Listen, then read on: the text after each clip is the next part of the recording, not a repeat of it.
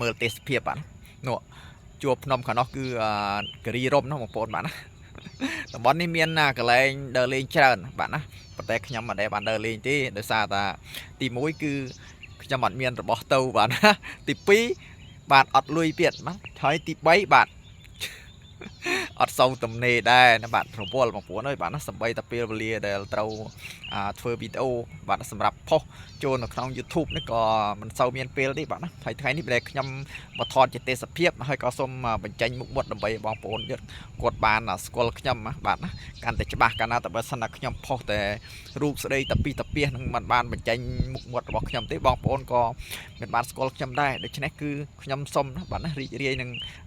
រាប់អានជាមួយបងប្អូនបាទណាសូមស្គាល់បងប្អូនផងណាបងប្អូនដែលគាត់បាននៅក្នុងគេហៅថា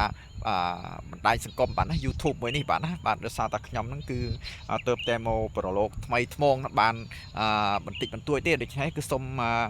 ការរាប់អានពីបងប្អូនផងបាទបើសិនតែបងប្អូនមិនយល់ទោះទេបាទណាសូមរាប់អានផងបាទបាទខ្ញុំធ្លាប់ទៅលេងក្នុង page ហើយក្នុង Facebook បើសិនតែមានការខុសឆ្គងនៅត្រង់ចំណុចណាមួយក៏សូមខន្តីនឹងអភ័យទោសផងបាទដោយសារតែខ្ញុំមិនមែនជាមនុស្សដែលពូកែនិយាយពិននិយាយប្រសពនិយាយអីទេបងប្អូនអើយបាទ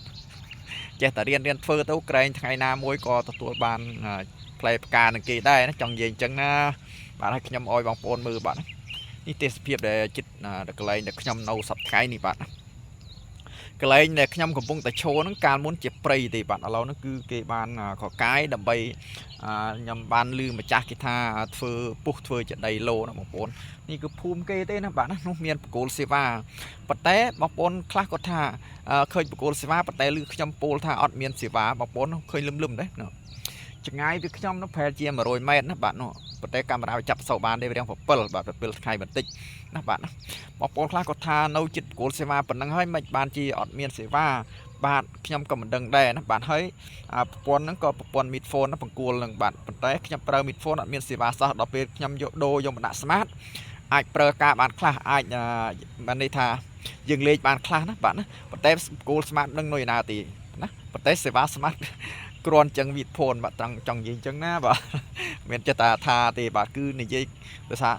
ស្មោះត្រង់បដ ாய் បាទនៅតំបន់នេះគឺពិបាកបដ ாய் រឿងសេវាមិនមែនចេះថាលើកដង្កើង